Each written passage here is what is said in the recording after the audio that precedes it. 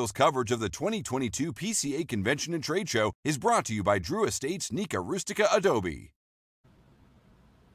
Hello, my name is Charlie Minato. I'm with Halfwheel.com here at our office in Dallas, Texas. And to my right, or I guess on the bottom of your screen, is Brooks Whittington. Hello. How's it going, Brooks? Good morning. Afternoon. I'm doing great. How are you? You know, it's Friday. 102 degrees outside. And Are you planning on going outside in any part of it? to go to my car. Oh, Yeah. There's that. I played tennis last night. It was... I bet it was humid and hot.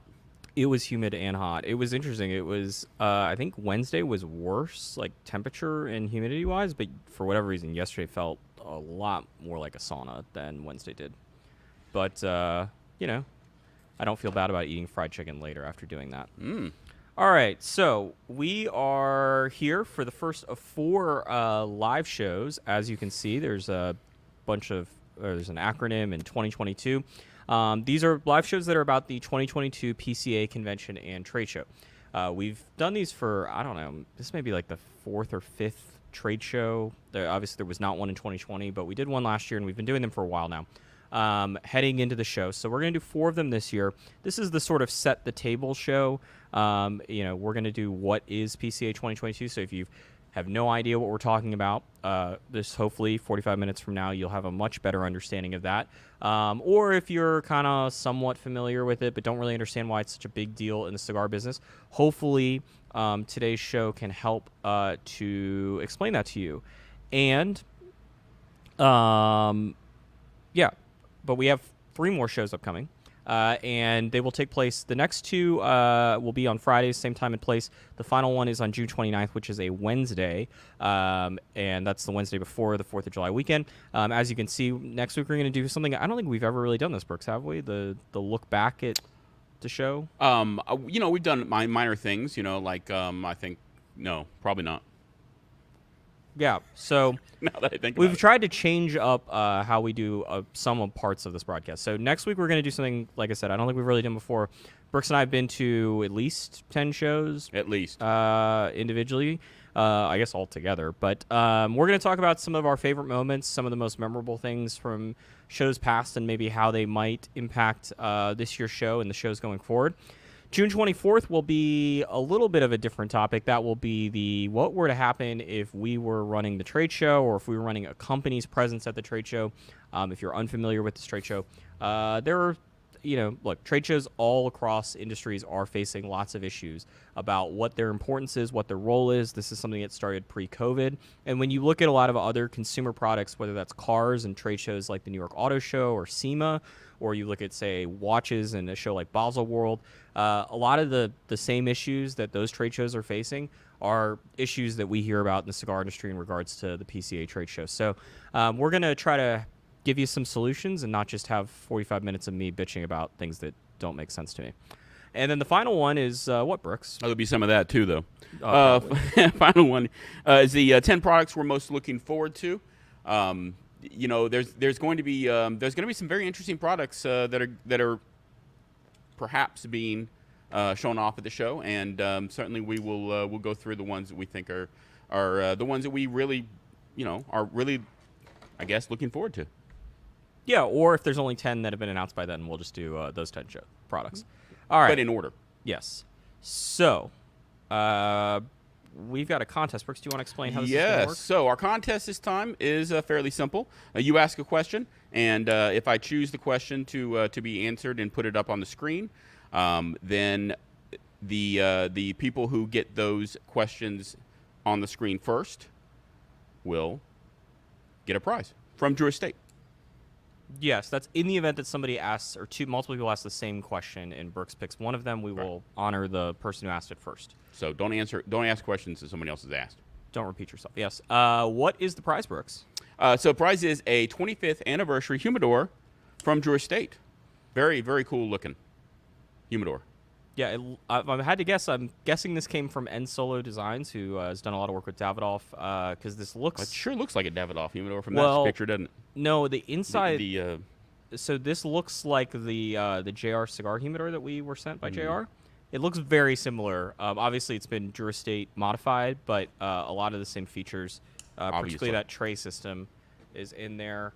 But yeah, so we're gonna give away 2 of them per show. Ask a question, and if Brooks picks it, then you will win it, and hopefully it ships by the end of next month. But no promises. Hopefully.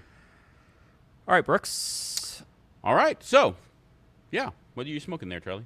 I'm smoking a CLE signature. Let me see if I can do the Stogie review. Maybe you're not.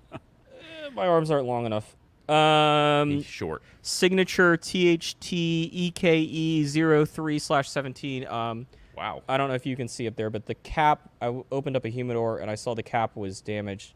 And so I figured I'll try to smoke as much of it as I can during this live show, but it probably... Did you drop that thing? At some point? I think it got smashed when the humidor lid got shut. Oh. I mean, it's a pretty severe...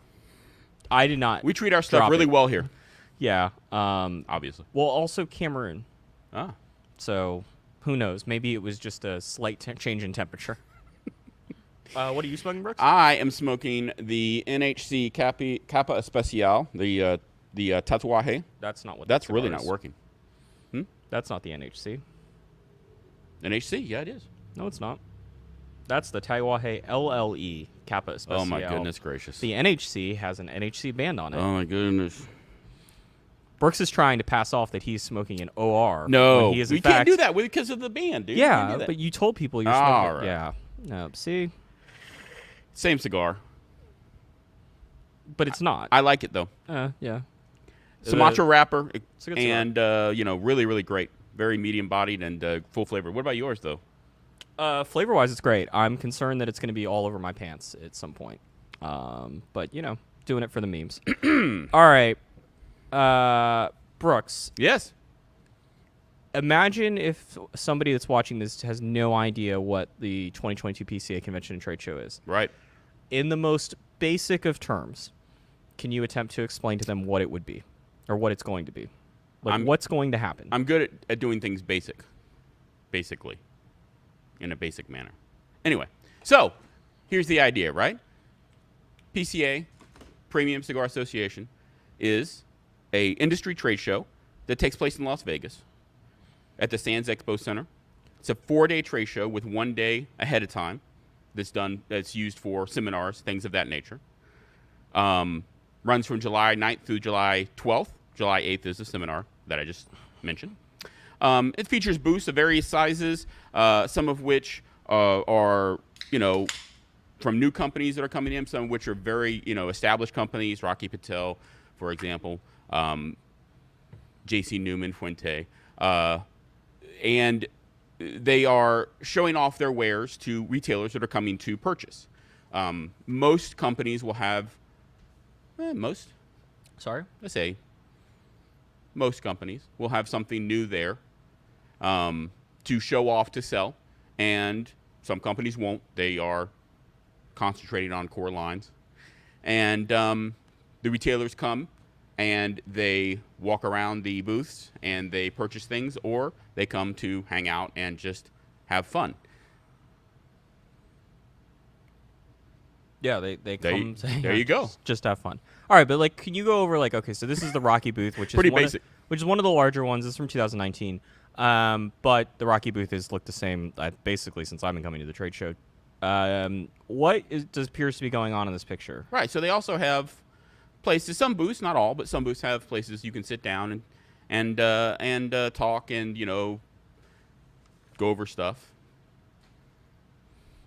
Great. And then there's new products, as you asked for mentioned. basic. Yeah. Yes, and there's new products, as I mentioned. Yeah. New products. There, some don't have new products, and some have blends that they're showing off. They're handing out pre-release samples or something of that nature that doesn't have packaging or something of that something like that. All right, and so that is in basic terms, and we'll get into why we go to the trade show and why it's such a big deal for Halfwheel and the rest of media, but I wanted to explain, why the trade show happens. And I think in order to really do that, you have to look back into sort of why the trade show was really important. Because when you went to your first show in 2011, the trade show, it felt different. I mean, obviously it was your first time there, but it felt different. It operated differently in terms of how it was perceived by the industry. I always say that like the cigar industry operates in sort of seasons. There is a definitive PCA or IPCPR trade show season. That was the name before a rebrand that would take place, this time of year through July and August. And then, once sort of the end of August hit, September, October, November, you see a lot more, sort of multi-vendor events. You see a lot of the sort of like event season that leads into holidays, and then you've got holidays, and then the sort of slowdown that takes place in January. But the trade show used to be a lot more important, and I think that most of the reasons why it's no longer as important have nothing to do with the PCA, the organization that runs the trade show, or really the decisions that they've made. I think it's more indicative of how commerce has changed in America and worldwide, and not just in terms of how consumers buy goods, but also how retailers buy goods from their wholesalers. And the example that I would use as a parallel that, for those of you that are not as intimately familiar with the cigar industry as Brooks is, would be Black Friday. Because there was a time, Brooks, I'm sure you remember this, where Black Friday was special. Like, it was a holiday shopping event where you could get the best deals or almost the best deals, and it felt different. Like, you planned around going shopping on Black Friday, or at least, to some degree my family did. Sure. The wife loved going out. My mother would love going out to all this. Even if they didn't buy anything. My mother tended to be fairly frugal, so she never bought anything, but she loved looking at the sales. And, yeah, I mean, the early days from what I remember in 2011, and of course it's been going on a lot longer than that. But when I was going there for the first couple of times, it was a very, the excitement was you could really tell that people are excited about being there and excited about the new products, and just, it was humming. Crowded lanes, and people you had to wait for a long time to get into a booth and that kind of thing. And it's certainly changed, as you mentioned, in any number of ways. But certainly, to me, one of the bigger changes is the idea that the fact that it just doesn't feel the same. Let's not get too far ahead, because I haven't finished the actual Black Friday explanation about why I think it's a good parallel. All so right. I think that Black Friday. You finish that. I'm gonna try. We'll see if you cut my mic off or something. Because Brooks does have control of the audio. Do I want to do that somewhere? All right. Shit goes haywire on the audio. It's on his end. But anyway, so Black Friday, I think that the sales haven't really gotten much worse percentage-wise. The difference, though, is that when Black Friday had that extreme importance, it was a world where most people weren't doing their shopping online, or most of their shopping online, and that meant that you had a limited number of physical stores that people were willing to go to, whether that was the number of stores in your small town or the stores if you were in a bigger city that you were willing to travel to from a distance standpoint. And because of that, you just had fewer options, and you had fewer sales throughout the year. You didn't have the price shopping tools that consumers have today. And so, as Brooks was mentioning about sort of the specialness and the feeling, Black Friday, the discounts are whatever, but a lot of times you can get those discounts or better discounts throughout the year. And that is a very good segue, I think, at least, into that was me complimenting myself. Into why the trade show was so important. Number one, without question, was discounts. The trade show used to be in the sort of let's call it 2013 days. It was either the best or the second best discount that retailers could get from their suppliers. There was another trade show called the TAA, which is a much smaller group of people. Those discounts tend to be a little bit better from a lot of the manufacturers that participate in the TAA. But the IPCPR show, the RTDA, which was the other acronym before IPCPR, now known as PCA, those discounts used to be the best, and you had to go to the trade show to get them, and you had to be there. But then some things started happening, and there are a lot of different reasons that sort of chipped away at this. But, if nothing else, some companies realized, wait a minute, if Brooks is running a cigar store and Brooks is going to go to Las Vegas it's not a great idea. Probably not. But Brooks is going to go to Las Vegas with, let's call it, $100,000 to spend on cigars. Well, I don't want to get Brooks on day 3 after he's already spent $74,000 of that. I want to be the first person that sees Brooks when he has the largest amount of money to spend. And so why should I wait until he gets to Vegas? Why not go to Brooks' store the week before, have my rep go in there and go, hey, look, Brooks, here's the discount we're going to give next week at the trade show. You ready to place an order? And, once one company does that, other companies get wind of that happening, and then suddenly it becomes a race to the bottom. And so then what you saw was that the trade show deals went from you need to be here, you need to place the orders at the show, to, oh, well, you can place them during the show if you do it via phone, to you can place them before the show, to you can place them before, during, and after, even if you're not here. And it completely collapsed it. Now what you see is that a lot of companies just run sort of trade show specials, but they're being run. Probably some companies have started them now and are going to run them through August. And obviously the trade show doesn't take place, fortunately, for 2.5 months. And so the discounts were, no one really surveyed this because this trade show has not really been into surveying its members and attendees. But I have to imagine that more than 50% of the retailers would tell you their number one reason for going to the trade show was to get these discounts. By 2013, that ship had sailed. When I first started going to the show in 2010, you could see the writing was on the wall and the change was happening. When Brooks was there in 2011, I'm sure that was the number one topic that was being discussed at the trade show that year in Las Vegas. And so things have changed. The second reason why this trade show was very important, and this gets back to how commerce has changed in the cigar business, was, when you went to your first trade show, you were seeing the transition of this happen as well. There was a time in which a lot of these companies would only introduce at most one new regular production line per year. And you can see remnants of that even today. A company like, Fuente or Padron obviously is not really into introducing a lot of new products. Even somebody like Prometheus has historically used the trade show, even post-2013, as we're going to show you everything we're going to do for the next 12 months at this show.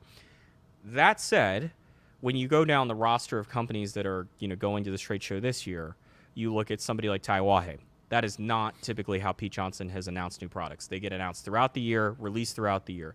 You look at a company, I don't know what the next going down the Rocky is still kind of in this, for the most part, 3 new lines get introduced to the trade show and not much else there. So maybe he's not a great example for this. Somebody like CLE and Asylum, the cigar that I'm smoking, that's a company that releases new lines throughout the year. A company like Crown Heads has gotten very clear that every quarter there's going to be something new coming to stores. That is a big shift from where you were. And the other thing that you saw at your first show, Brooks, there was a lot of new companies. And a lot of them are still around today. You got companies like Crux and HVC, Sindicato, I'm sure you can name more. And they came to market, with a lot more new cigars than just, here's our one line we're going to try to sell for 3 years and make it work. Certainly. And, some of this may have to do with, especially with new companies, with not being able to get product or not being able to get tobacco or whatever it is. But certainly there's, as you said, a major shift in how businesses are approaching the show and what they're doing at the show and how they're releasing products, throughout the year. As you mentioned, very well. Yeah, and as Brooks mentioned earlier, not to keep going down that transition, seeing everyone was and remains, I think, a very large part of the reasons why people go to this trade show. And so those were the 3 reasons why it was very important. And I would say that, points number 1 and 2 have been relatively eroded. So, Brooks, why don't you tell people what Halfwheel does at the trade show? Oh. And let's start with, what are we trying to do, and then how do we go about accomplishing it? Can I do that in a basic manner, though? We'll see. All right. So, essentially, our job is to cover every booth that has tobacco products in it, if possible. We try to make sure that we get to the booth. We try to make sure that we cover all of the stuff that these the new products that these companies have. This includes, information. It includes photographs. It includes videos when we can. And what we have done, it's really morphed. The idea of what we tried to do has morphed as we have continued to cover the show. The first few years, I remember, we would go to the show and we would do the same things essentially. However, we would do the vast majority of the posting after we got home and after the show. And now we're actually doing everything. We're trying to get a lot of this stuff up before the show ends. And so what happens is we will, as writers, we'll go out. There's 4 of us who are covering the trade show floor. Charlie and I and Patrick Legreed and also Brian Burt. And we all go to a set number of booths and we ask about the new products and we say what's going on, and we take photographs of the new products, and we get the information about the new products if we don't have the information already. And then we shoot a video, if possible, of them talking about those new products. And then we come back and to the booth. We have a booth on the floor. I guess it's not a booth. I guess it's just a place on the floor. It's an office. And we sit down and we write up the booth post, which is very, very detailed and in a very specific manner. And we get the photographs in and the video in, and those are edited, and then the post is edited, and it's either published or it's put into a queue to be published at a later time. And then we go out and we do it again. And then we do that like 45 times over a 4-day period. I think that's more or less sums it up. Let's see if I can get this thing back on the screen. All right, so It's harder than it sounds. Patrick asked this question, and I thought it was a pretty good one, although I don't have a ton of great answers for it. No, he is not. He's the humidor? Employees of Rota Media LLC are not eligible to win. That's too bad. All right, so Brooks, Yes. you are admittedly a bit less in the weeds about cigar industry happenings than I am. Indeed. And so you're a little bit of an interesting test compared to me here. I mean, what have you noticed in relation to sort of the trade show that's changed since you left Vegas last year? And when you were leaving Vegas last year, the topic of conversation was the "if you're not here, you're not relevant" Instagram post. Yeah. That was Anything that stands out That to was you great. has been like, I mean, did anything come of that? there's a lot of teeth gnashing in some aspects, and no, not really. Look, not much has changed in my opinion. It seems like that it's relatively the same show. I mean, there's little things here and there, which I'm sure we'll go over. But for the most part, it seems like that there's just not that much of a massive shift in any one direction. It seems like you've got some of the same companies and some new companies, which of course every year you do, and some companies have dropped out and some companies aren't going, which every year happens, and here we are. Yeah, I mean, I would say that in terms of like, as we'll get to, and not next week's show, but the show after that, there are some major issues facing this trade show that are, a lot of them are very structural trade show issues. Some of them are more PCA specific than, others, but I don't think there's been a massive change in how the PCA is going about operating this trade show, at least not the one that I can see. They certainly have been more active in emailing companies. There are days in which I get a half dozen emails promoting the show from them. There are times in which they've sent multiple emails within a minute of one another. But other than that, and I think those are good efforts. I mean, maybe I think the emails are maybe a bit excessive, and maybe we don't need as many of the same email over and over and over again. But I certainly think the effort is overall doing more positive than negative. But other than that, it doesn't seem like there's been a big shift in how they plan about promoting the trade show, how they plan on operating the trade show once it gets started. Perhaps there is something to be had there. But there was one thing that I thought about once Patrick asked this question, and that is something that is unrelated to the trade show but will have a major impact on this year's show, which is that last year was the record-setting year for the number of premium cigars imported to the U.S., according to the Cigar Association of America, which is, interestingly, another trade group that tracks this information. There's no question that sort of, once COVID era started in the U.S., about a month or two later, like a lot of other luxury consumer goods and consumer goods in general, cigars had, a great run of sales. People were at home. They were not traveling as much. Their disposable incomes were not being spent in the same ways. And like so many other things, they started buying things on the internet or over the phone or from their local retailer and having it delivered. And cigars were of no exception, despite it being a global pandemic due to some sort of respiratory disease that apparently had no ill effects on smoking, at least smoking cigars. So it's been a great time for the cigar industry from, let's call it, the end of Q2 or somewhere in the middle of Q2 of 2020 through, I would say, the end of Q3 of 21. Q4 last year, as you can sort of see on that chart, there's a big discrepancy in December imports, and the overall Q4 of 21 was down compared to 20, and the evidence would suggest that we're probably heading towards somewhat of a slowdown, at the very least a return to sort of normalized levels. That is something that's going to impact the trade show, and a lot of that has to do with sort of how last year's trade show functioned. For being very honest, I don't think that last year there should have been a trade show. If you needed help selling cigars as a manufacturer last year, you probably should not have been in the cigar business.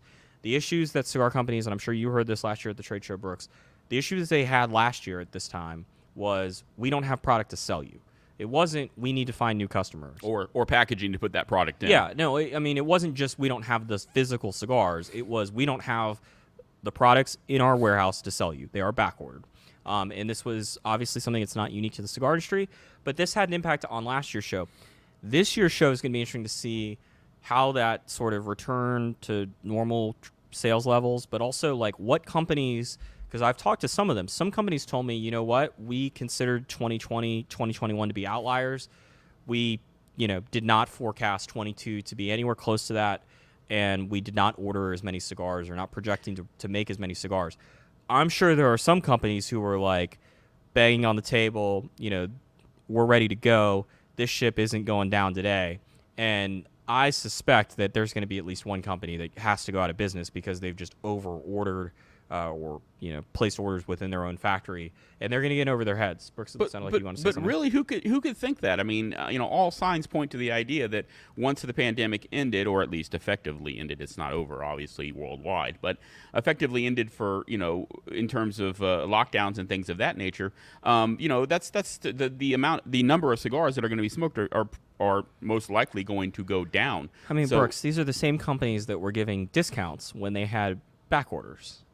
Like, I understand your logic. It makes sense, and I would agree with it. But that doesn't mean that's what cigar companies are going to do. Because, once again, they were giving discounts on back-ordered product last year. I mean, which is just mind-boggling. See? Brooks can't even talk. All right. I'm not a good businessman, and even I probably wouldn't do that. So, I think we've probably exhausted that topic. But one thing, I see it's come up already in the comment section. And remember, leave a comment. Brooks will pick 2 of them, and you can win a prize, a Drew Estate 25th anniversary humidor. Michael, you would have won if you just left a question mark after that comment. That's not really a question, though, even if he adds a question mark. But okay. So this is a topic every year, and particularly after early 2020, pre-COVID's impacts 2020, when 4 of the largest companies in the cigar industry, Altadas USA, which is the company behind the non-Cuban versions of Monte Cristo, Romeo y Julieta, A. Chapman, also includes Aging Room, Davidoff of Geneva USA, so that includes Avo, Davidoff, Camacho, Zeno, and some others, Cusano.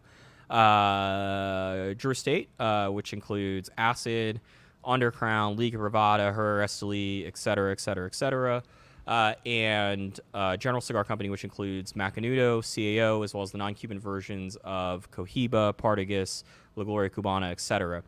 So 4 of the heavyweights of the cigar industry said they weren't going to the trade show for a number of reasons. We have written extensively about them, but in short, they have issues with both the trade show and its importance, as well in value to those companies, as well as issues with the Premium Cigar Association, the organization that runs the trade show. And when they announced that led to, I would say, a bit of a panic about who was still going to be going to the trade show. There were other companies that also opted out of the show for very similar reasons.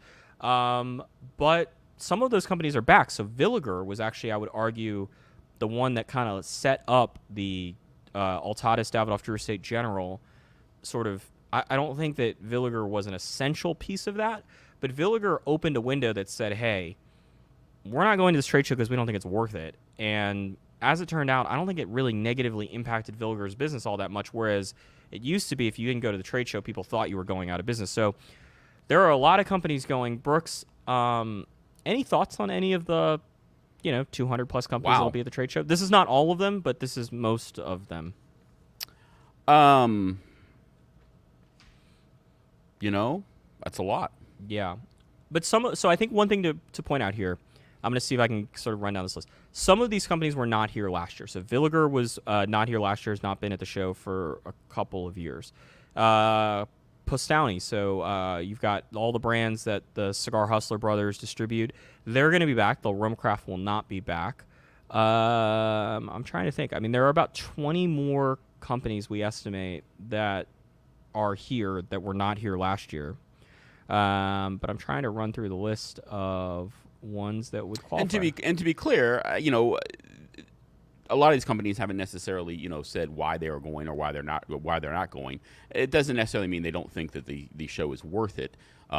It could be for Ares is back. It could be any number of reasons. Some 7-year absence. Yeah, no, I mean, look, there is a glaring. I mean, I know at least one who says is not coming last year, not this year. Who said they weren't coming last year because they just didn't want to do the whole, pandemic thing. And so presumably there might. I mean, I didn't want to do the whole pandemic thing either, but touche. All right, so this is a list of companies that we. Some of these are confirmed not coming. Altatis, Davidoff, Drew Estate, General, Romacraft, Vector KGM, Viaje has told us they're not coming. Some of these, like AJ Fernandez, haven't been able to get a response, but does not appear to be attending this show. Prometheus I would put on that list as well. And so there are notable absences. And certainly those 4 companies I mentioned extensively are the large 4. Any one that stands out to you, Brooks, is like a bit of a surprise that they're not there. There's one for me that's I find a bit interesting.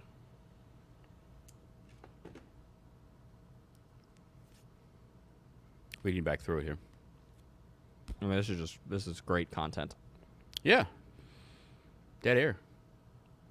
I would say on my end, looking at it, I would say something like Warped. That was not the one I was going to go with. What stands out to you about? Well, they were Warped there not being last year. Yeah, Kyle was there last year. We actually had a nice chat with him before the show. He always does a good job at the show in terms of presentation and things of that nature. I would have thought he'd show up. Yeah, the one to me that really stands out is Southern Drawl. Now, I know they've been going through some sort of like very public, like, hey, we're changing how we do business. They've mentioned that they're cutting back on travel, but that was during the COVID year. But the thing to me about Southern Drawl is I've covered their booth for a couple shows in a row up until them not being here. They, and I don't think they were at the last year's show, to be clear, but their booth was always packed.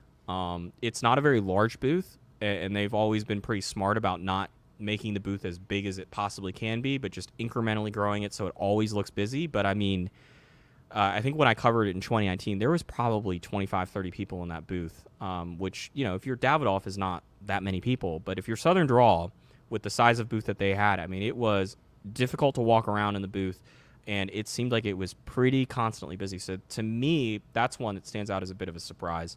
But anyway, a lot's been made about this. I don't think we need to beat it entirely to death. Brooks? At least not today. No. Are there going to be a lot of new products at the show this year, Brooks? Reading through and having the Just finish what you're. Okay, yeah. Sorry. Reading through the stories and writing some stories of my own, it seems like that there is I would say that there's not going to be, a surprising number of new products at the show. Let's put it that way. What does that mean? From historical standpoint, that is. Look, we've still got a long time before the show in terms of new products, right? There could still be quite a few announced between now and then. But for me, it seems like that there is a noticeable change in the number of new products that have been announced so far. Charlie, what are your thoughts on that? Yeah, I'm going to try to answer the question. So I think that there's not going to be as many as there was in 2019. I think that not having Altatis, Davidoff, Drew Estate in general is a big reason for this. General alone was good for at least a half dozen new regular production lines per year. There would be, something new for Cohiba, multiple things for Macanudo, at least one thing for La Gloria, at least one thing for CAO, at least one thing for it was Partagas. Sorry, I cut myself off there. It always had just a ton of new products, and Drew Estate was the same story. Davidoff would spread their stuff out a little bit more, so it wasn't as overwhelming at the trade show, but they would still, even if Davidoff was the least number of new products amongst the 4, they still had more new products than most of the companies, almost all the companies that are going to go to this year's trade show. So those 4 not being there is a big deal in terms of the number of new products. I also get the sense, and I don't know if you've picked up on this, Brooks, it does kind of seem like people have adjusted their attitudes about the show in terms of how they're like planning around it. It very much seems like the trade show is going to happen. I mean, it is obviously going to happen, but like it seems like people are just like, it's on the calendar and it's going to happen, and not I'm planning around it. And obviously some of this is out of their control, as Brooks alluded to earlier. Packaging, this is like, if you're a consumer, you this might be difficult to understand. Most of the time when a cigar is delayed, it is because of packaging. It is because the packaging is not at the factory ready to put the cigars in boxes. It could be the boxes. It usually is the boxes. It sometimes is the bands. It could be both. But that is usually the reason why. It's usually not related to the tobacco product. It is related to packaging. And that is a big issue because this time of year, there's a lot more new products than there is, say, in February. And the reality is, these companies, they all claim we are vertically integrated. I don't know of a single one that is actually vertically integrated because none of them, to my knowledge, make their own bands. Some of them make their own boxes. Many of them do not. Many of them make some of their boxes, but not all of them. And so in order to be truly vertically integrated, that means you have to not be using outside suppliers. They all use outside suppliers for packaging.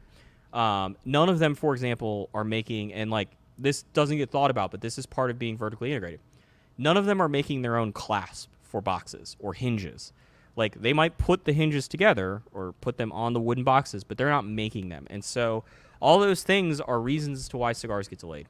And that contributes to it this year. But it does seem like, at least on my end, that a lot of people are just kind of up in the air about what they're doing and a little bit more haphazardly approaching it than in years past.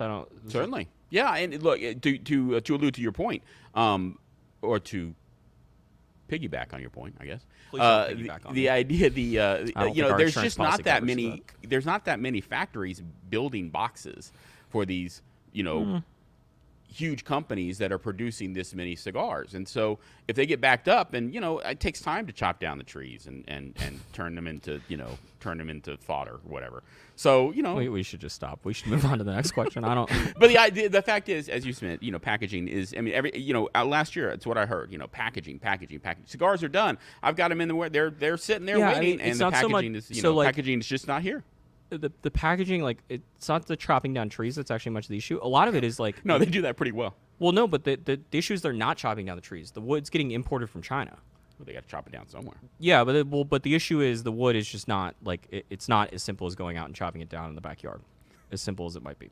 All right, so this has been a question that's been alluded to in the comments section. I don't know. Brooks has not picked this as a comment or as a winning question. Well, so. I'm still waiting for more. You have to, because this is the last pre-planned activity. The next part is going to be the Q&A. So this is a repeat of last year. Literally, this slide was on our show from last year. I just copied and pasted it.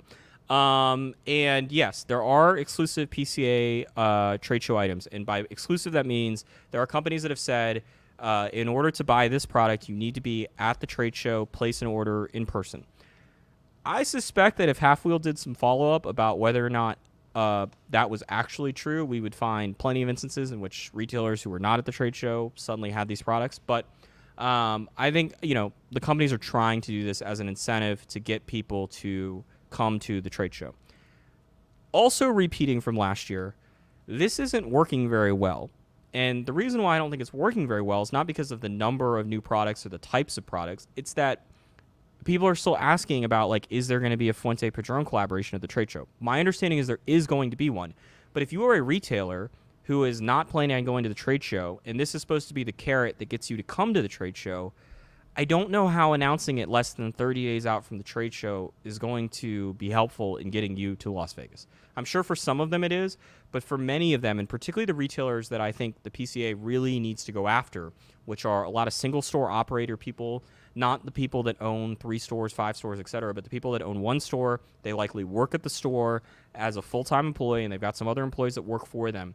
Those types of retailers, they can't just suddenly decide with 3 weeks' notice that they're going to go to Vegas for 4 days because people have summer vacations they plan around. They have staff that they have to make sure are scheduled and things like that. And so those things should be announced no later, in my opinion, than 90 days out from the show. Once again, my understanding is there is going to be a Fuente Patron collaboration at this year's trade show. Then again, if you had asked me 14 months ago if there was going to be a Fuente Padron collaboration at the 2021 trade show, I would have said that is at least what we've been told. But, as of a couple months ago, or less than a couple months ago, about a month and a half ago, we were told by Fuente that is still the plan. We'll see if it comes. I don't really know much beyond that. Brooks, do you know any other information about that cigar? I know that you can't rush the hands of time. You cannot. No, as you said, we are hoping that there will be a collaboration there because I'd love to see the packaging for it. All right. So, Q&A time. Yes. Let's see. You going to read me the questions? Yes. So, Christopher Y'all? That's probably not how that's pronounced, but let's just, let's just pretend it's Spanish and you struggle. That's right. Y'all. Sorry. With the current with the current economy situation, what do you think will be the effect of the purchases of the retailers? Do you think to put it another way, perhaps, do you think that the retailers' purchases will be affected by the current economic situation? I think that both for inflation and concerns about where the economy might be heading, as well as what I alluded to earlier, where within the sort of cigar ecosystem, there certainly has been a slowdown in sales. It is not what it was last year. And the question that I continue to have is the cigar industry did not fix their sort of ordering operation on a widespread level. What we saw at the end of 2019, COVID will ultimately go down for the cigar industry as a very good thing overall. Obviously, some stores were severely impacted. There were some people that, I know within the cigar industry that lost their life due to COVID. But from an overall, economic outlook, COVID was a lifesaver because at the end of 2019, cigar stores were piled high with inventory that had just been building up because of over-ordering and the sort of race to the bottom with discounts. And what you heard from cigar companies at the end of 2019 was that was not a good year. And you looked at the beginning of 2020, and it was trending all the wrong way. You talked to people, particularly in Esteli, Nicaragua, and you would hear about large factories laying off lots of workers in January and February of 2020. And then COVID came along and acted as a sort of reset and put it in sort of this, not imaginary times, but this very isolated outlier of a time, and that helps sales up. My fear is that a lot of retailers haven't adjusted to that and are still buying like they were in 2019, and we're just going to repeat the inventory issues. But I certainly don't think there'll be as many cigars sold at this year's trade show as there were last year. Maybe overall, but that would only be because there's more inventory available and there's more companies at the show. But on a booth-by-booth basis, I see no scenario where that's possible. Overall, I'm sure some companies will have better shows than last year because they're always going to be that case. But overall, it wouldn't surprise me to learn that it's 20 or 30% down. Do you think that there'll be more discounts at the show? No. I think the discounts will probably be the same as what they were last year. I think that until cigar companies hear from retailers that the economic issues, the large, sort of macro level economic issues, so the ones that just aren't pertinent to cigar industry people, but, inflation, things like that, until they hear that that's actually impacting these businesses in a tangible way, I don't think they're going to adjust it. Because, you saw what they did earlier this year. Everybody raised prices, or nearly everyone increased prices. And so, even if they gave slightly higher discounts, they would need to be 4.5% higher to offset the discount or offset the price increase that happened earlier this year. I don't think that they've, I don't see that coming. I certainly think in Q4, I think there's a really good chance, regardless of where the economy's heading, just because they may want to get rid of inventory before the end of the year. All right. And another one. Do you think the ramp from Chris? Oh my God, what's the names, man? If your name is John Smith, you have a decent chance of winning a contest next week. Chris, let's just put it that way. Do you Tyler think Duncan, good chance you're winning next week. Do you think the ramp up of COVID and the extended use of electronic media and shows over the past 2 years has led to these manufacturers not attending? any plans for them in the show or the trade show to perhaps make a blended show media where certain manufacturers could be available via online to answer questions, etc.? So to answer the first question, sorry, there was the two-part question here. To answer the first one, yes, You only get one humidor, though. I do think that COVID and I mean, look, the internet is the reason why the trade show has been eroded. The internet changed all those consumer buying habits, like I mentioned in sort of that Black Friday comparison.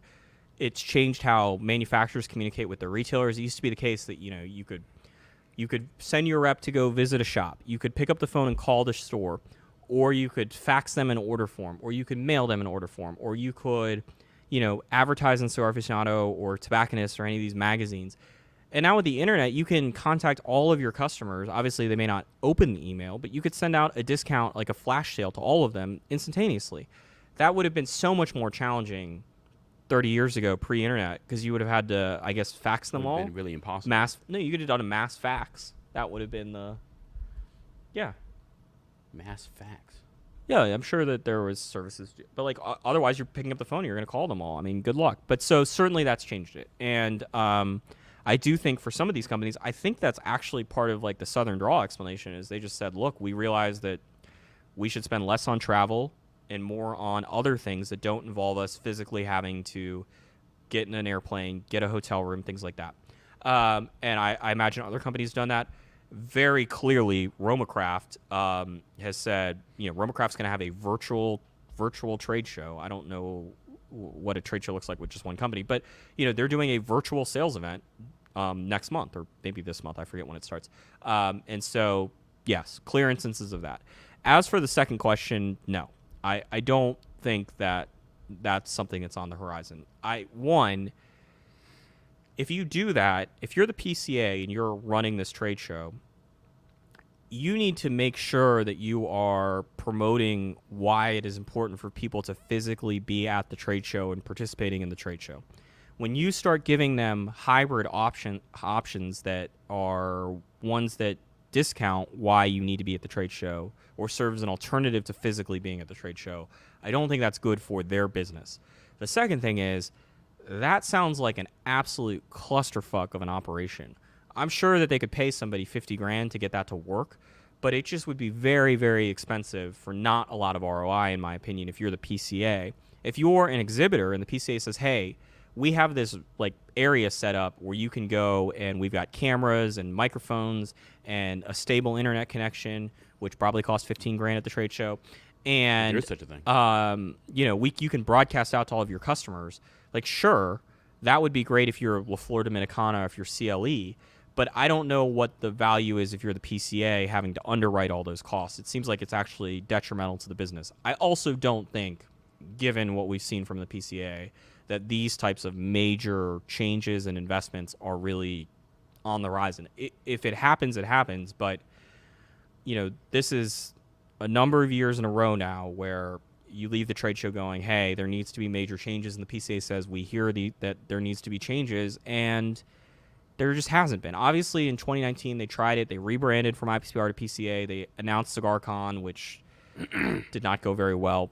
But in terms of fixing the trade show product, the actual thing that happens during those 3.5 days in Las Vegas, I don't know, what has changed, certainly in terms of positive, what from IPCPR 2018 to 2019 to last year, what, in your opinion, Brooks, has changed about what happens during the show? Asked and answered. I mean, that's just not very, very, very, very few things have changed in any significant way. They've had little things, here and there. Most of them have been things outside of the show floor. Mm-hmm. They're now doing a media availability, as Patrick Lareed would say it, which is something that, I think is a good idea.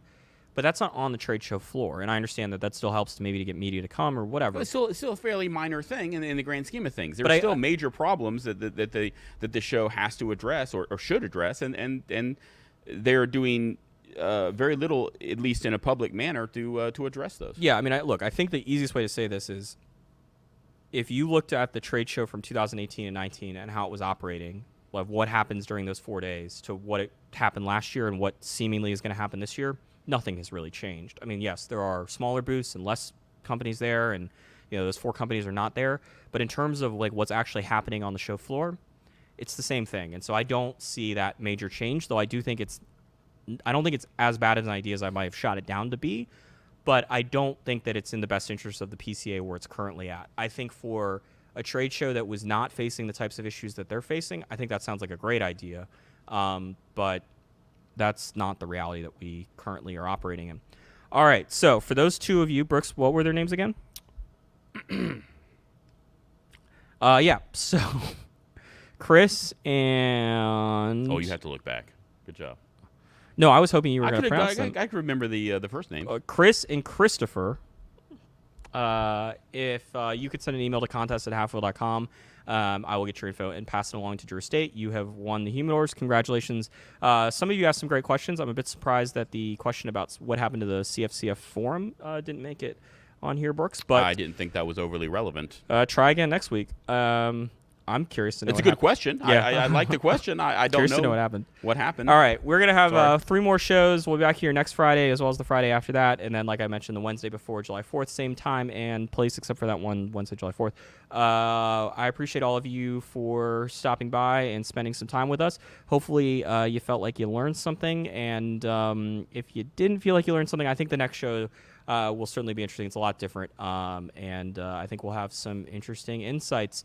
Hope you guys enjoy your weekend. And once again, thank you to Drew Estate for sponsoring our coverage of the 2022 PCA Convention and Trade Show. Thank you, Drew Estate. It costs a lot of money. And we're very thankful that we have people that are willing to underwrite it, even if Drew Estate won't actually be at the trade show.